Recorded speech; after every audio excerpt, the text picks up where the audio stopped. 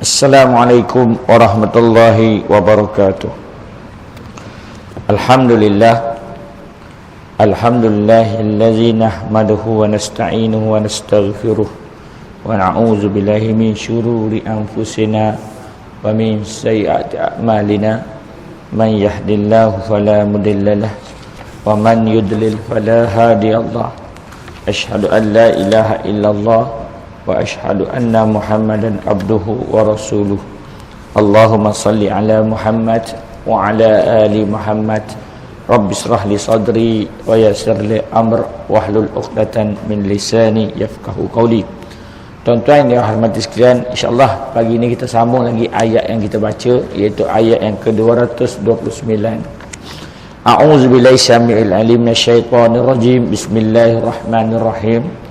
At-talaqu marratan fa imsakum bima'rufin aw tasrihum bi ihsan wa la yahillu lakum an ta'khudhu mimma ataytumuhunna shay'an illa an yakhafa alla yuqima hududallah fa in khiftum alla yuqima hududallah fala junaha 'alaihima fi mabtadat bih tilka hududullahi fala ta'taduha wa man yata'adda hududallah fa ulaika humuz zalimun. Baik. Tengok maksudnya. Qala at-talaqu marratan, yang boleh dirujuk ialah dua kali. Fa imsakum bima'ruf aw tasrihum bi ihsan. Setelah itu dia boleh rujuk isteri itu dengan cara yang baik atau menceraikan dengan cara yang baik. Wala yahillu lakum an ta'khudhu mimma ataitumuhunna syai'an. Tidak halal bagi kamu mengambil sesuatu yang telah kamu berikan kepada mereka, yakni isteri yang diceraikan. Illa yakhafa alla yuqima hududallah, kecuali kalau kedua-duanya khawatir tidak akan dapat menjalankan hukum-hukum Allah. Fa in khiftum alla yuqima hududallah, jika kamu khawatir bahawa kedua-duanya tidak akan dapat menjalankan hukum-hukum Allah, fala junaha alaihima fi mabtadat bih, maka tidak ada dosa atas kedua-duanya tentang bayaran tebus talak yang diberikan oleh isteri untuk menebus dirinya. Tilka hududullah wala ta'taduha, itulah batas-batas Allah, maka janganlah kamu melanggarnya. Wa may yata'adda hududallah wa ulaika humuz zalimun, sesiapa yang melanggar hukum-hukum Allah, mereka adalah orang yang zalim. Itu dia punya maksud. Baik tuan-tuan, daripada ayat yang kita baca ini, ayatnya umum, tetapi ayat inilah yang mengeluarkan hukum fiqh. Dia panggil turut isbat. Sebab itu kalau kita hanya sekadar baca kitab, baca Quran saja kemudian nak keluar hukum, memang tak boleh, tak tercapai. Sebab Quran itu sifatnya mujmal. Mujmal ni maknanya umum, maka dia memerlukan kepada tafsil, maknanya memerlukan kepada penjelasan. Maka ulama lah yang menjelaskan berdasarkan kepada Quran, berdasarkan kepada hadis, dan berdasarkan kepada ijtihad. Sebab itu tuan-tuan, bila ayat tu umum, ulama khilaf, akan berlaku khilaf. Kita ingat ayat sebelum ni kita baca, ya, Allah sebut wal mutallaqatu yatarabbasna bi anfusihinna salasata quru. Ayat tu umum, maka ulama khilaf bagaimana nak menentukan yang dikatakan 3 kali quru ni. Mazhab ni kata begini, mazhab ni kata ni. Maka bagi kita yang muqallid, ikutlah mazhab yang telah diputuskan oleh pemerintah. Maka kita di Malaysia bermazhab Syafi'i, maka kita mengikut mazhab Syafi'i. Baik. Dalam ayat ini ada beberapa hukum berkaitan dengan bab perkahwinan.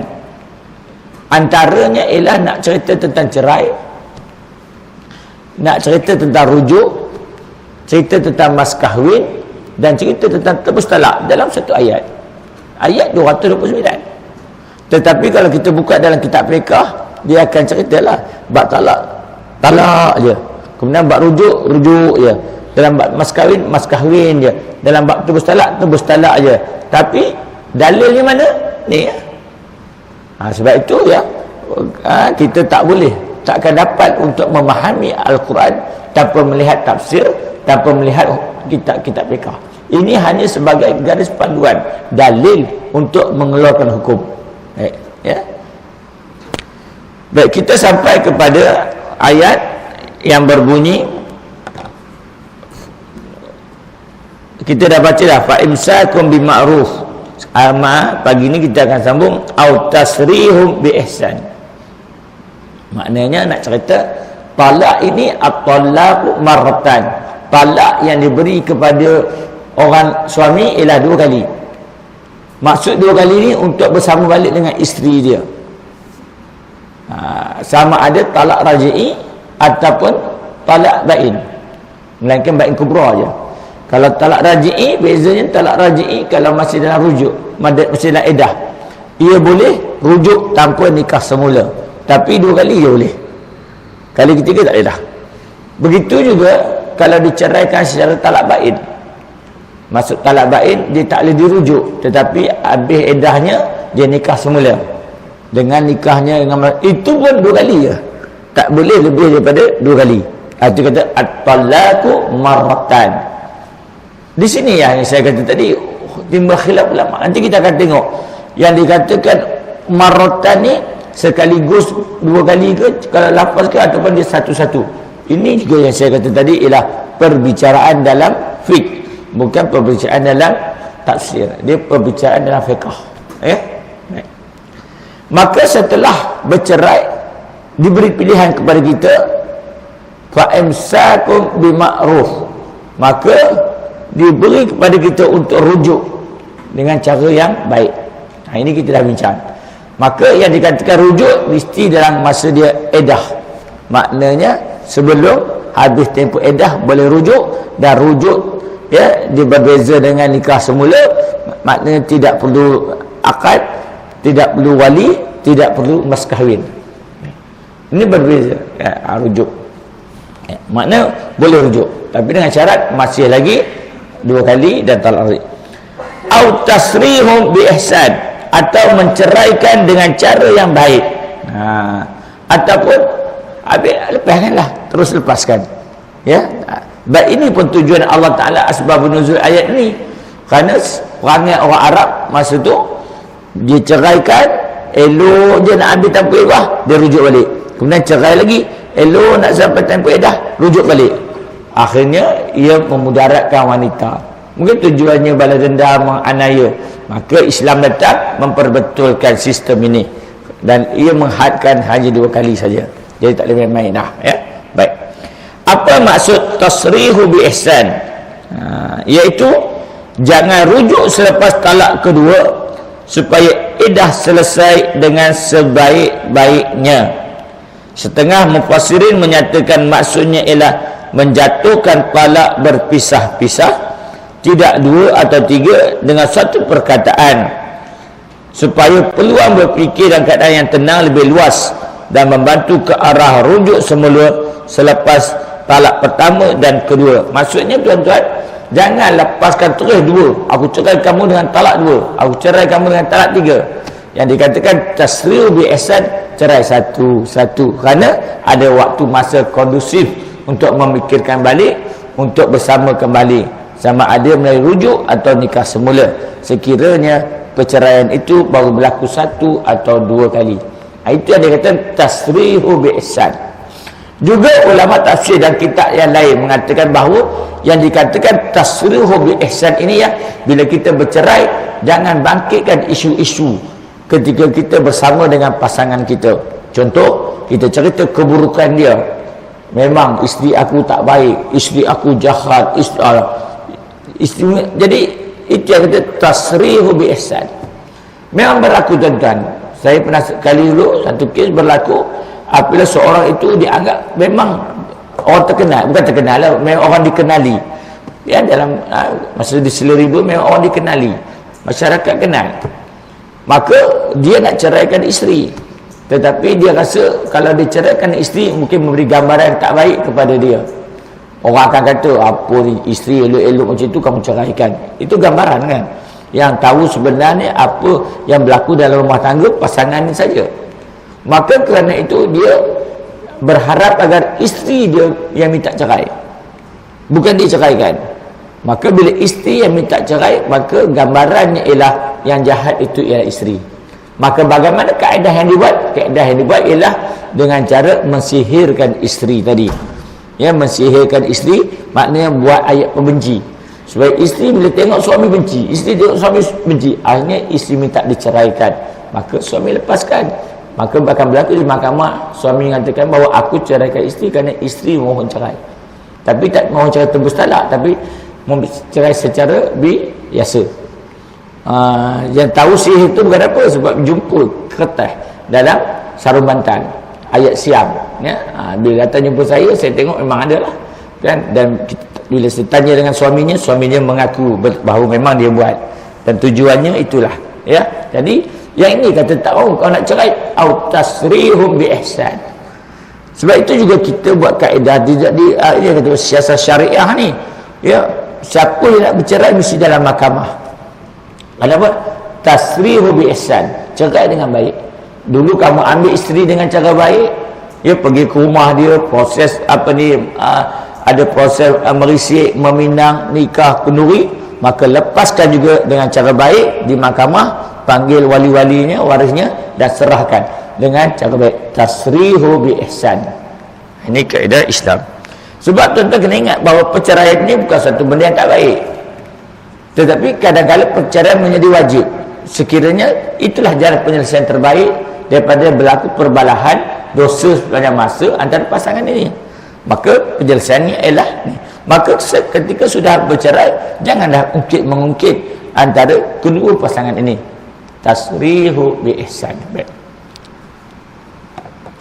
Termasuk dalam erti ihsan ialah memberi hak-hak yang wajib diberi kepada isteri selepas perceraian. Apa hak dia wajib? Nanti kita akan tengok bab mut'ah, dia akan sebut nanti. Hak pendidikan anak, hak nafkah dalam iddah, mana? Itu saya kata tadi, yang itu disebut dalam fiqh. Dalam Quran disebut tasrihum bi ihsan je, itu je. Maka apa yang dia kata ihsan? Yang kita sebut tadi lah. Maka ada dalam fiqh. Hak-hak selepas perceraian, itu ada dalam kitab-kitab fiqh, ya. Dan jangan mengganggu ketenteramannya supaya dia dapat membina rumah tangga yang baru jika diperlukan. Jangan ganggu, dah cerai-cerai lah. Dah itu sampai situ saja dia punya hubungan rumah tangganya. Biarlah masing-masing nak bina, jangan ganggu. Baik. Bagaimana pula dengan mas kahwin yang diberikannya dahulu? Bolehkah diambil kembali dengan alasan perkahwinan telah dibuat? Baik. Mas kahwin ini dia bukan rukun, tetapi ia wajib. Mas kahwin wajib. Bahasa kita sebut mas kahwin. Arab dia tak sebut mas kahwin lah. Dia sebut dengan beberapa perkataan. Antaranya disebut nihlah, antaranya disebut faridah, antaranya disebut akad, antara juga disebut sodak, ya. Banyak istilah yang digunakan menunjukkan mas kahwin. Orang Melayu sebut mas kahwin mungkin dia biasa emas, jadi dia emas, tak jadi emas agaknya lah, ya, mas kahwin. Tetapi orang Melayu juga ada menyebut ia sebagai wang tubuh, ya, wang tubuh. Kenapa ia sebut wang tubuh? Sebab mas kahwin apabila setelah berlaku akad wajib dibayar sebelum melakukan persetubuhan. Dan sekiranya ia mengatakan wajib, dia tidak mau, belum menjelaskan mas kahwin, maka si isteri tadi berhak untuk menghalang diri dia daripada disetubuhi oleh suaminya. Bukan soal tidak sah perkahwinan, itu dah sah, cukup rukun, tetapi mas kahwin, tidak dijelaskan. Mas kahwin itu adalah hak isteri. Itu dia orang Melayu sebut wang tubuh, ya. Maknanya mesti dijelaskan terlebih dahulu, barulah si suami tadi, si isteri menyerahkan tubuh badan dia kepada suami. Itu dipanggil mas kahwin. Baik. Tengok ayat dia. Wala yahillu lakum an ta'khuzu mimma ataitumuhunna syai'a. Tidak halal bagi kamu mengambil sesuatu yang kamu telah berikan kepada mereka, yakni isteri yang telah diceraikan. Para suami tidak harus mengambil mas kahwin atau nafkah yang dibelanjakannya dalam masa hidup mereka sebagai suami isteri sebagai pampasan melepaskan isteri jika hidupnya tidak secocok dengannya lagi. Tak boleh. Kenapa? Kerana mas kahwin dan nafkah adalah hak isteri. Mas kahwin dan nafkah itu hak isteri. Tak boleh nak minta balik, kecuali ayat ke bawah nanti dalam bab tebus talak. Cuma saya kata dah ayat ni dicerita sekali dengan cerainya, dengan rujuknya, dengan mas kahwinnya, dengan tebus talak dalam satu ayat. Mas kahwin ni ya dia wajib. Dia berbeza dengan hantaran. Hantaran bukan wajib. Hantaran mungkin sebagai hadiah daripada lelaki kepada bakal isterinya. Kemudian bakal isterinya nak bagi kat bapak ni buat kenduri, itu pulang lah. Dia bukan benda yang wajib. Mas kahwin ia wajib, dan ia adalah hak pada perempuan tadi. Dia nak bagi keluarga dia ke, dia nak bagi balik pada suami ke, itu terpulang kat dia. Sebab itu hak dia yang tak boleh dipertikaikan. Sebab itu saya sebut dulu bahawa di Perak ni kita untung. Mas kahwin dengan hantaran berbeza. Yang mahal itu hantaran, mas kahwin itu murah. Biasa RM100 RM1, RM200 RM1 tu kita pun tak tahu mana datangnya. Tetapi ada negeri yang mas kahwin dan hantaran tu disekalikan. Kalau katakan RM5,000, RM5,000 lah mas kahwin, RM10,000, RM10,000 lah mas kahwin. Walaupun mungkin dia masukkan RM10,000 itu termasuk hantaran, tapi tengok apa yang disebut ketika akad. Tuan-tuan, kalau katakan ketika akad tidak disebut mas kahwin, adakah perkahwinan itu tidak sah? Perkahwinan tetap sah. Tetapi mas kahwin tetap kena bayar. Jangan kata tak kena. Mas kahwin tetap kena bayar setelah berlaku akad, walaupun tak disebut dalam waktu akad. Jadi bagaimana nak menentukan mas kahwinnya berapa? Sebab itu ulama dah membahagikan dalam pembahagian mas kahwin. Dia terbahagi sama ada mas kahwin yang namanya musamma ataupun mas kahwin yang namanya misil. Setengah kita menyebut mas kahwin itu mahar. Ya, mahar itu ialah mas kahwin. Jadi bagi yang tidak ditentukan, tidak disebut lafaz dalam akad, maka mas kahwinnya akan menggunakan mahar misil. Mahar misil maknanya mas kahwin mengikut perbandingan keluarga terdekat kepada perempuan itu. Contoh ibunya, kakaknya, saudara perempuannya, terpulang ada. Kalau tak ada, mengikut orang yang hampir dengan dia. Sampai kepada kalau tak ada juga mengikut masyarakat uruf ke tempat itu. Wajib bagi. Dan mas kahwin ini tak semestinya dalam bentuk barang. Ia juga boleh dalam bentuk perkhidmatan. Boleh. Ya, yang penting ia berharga. Ya, yang boleh digunakan oleh isteri tadi. Yang kedua, mas kahwin yang biasa kita gunakan hari ini ialah mahar musamma, iaitu mas kahwin yang telah dipersetujui oleh kedua belah pihak, pihak lelaki dan pihak perempuan. Berapa kadar, selalu dalam bertunang kita dah bincang dah berapa mas kahwinnya sebenarnya. Dan mas kahwin ini ada kesan dia. Contohnya, sekiranya berlaku perceraian, adakah nak dipulang atau tidak, ataupun berlaku perceraian sebelum disetubuhi, ataupun berlaku kematian sebelum disetubuhi, semua ada kesan terhadap mas kahwin. Ya. Cuma mas kahwin ni sekali je tuan-tuan, tidak ada banyak kali ya, sekali tu aja ya. Baik. Jadi mas kahwin ni kalau nak bincang dia kena tengok dalam bab fiqh. Baik. Para suami yang menceraikan isterinya juga hendaklah menyempurnakan muakhar sadaq, mas kahwin yang dikemudiankan. Jika mas kahwin itu masih berbaki, maka dia akan jadi hutang.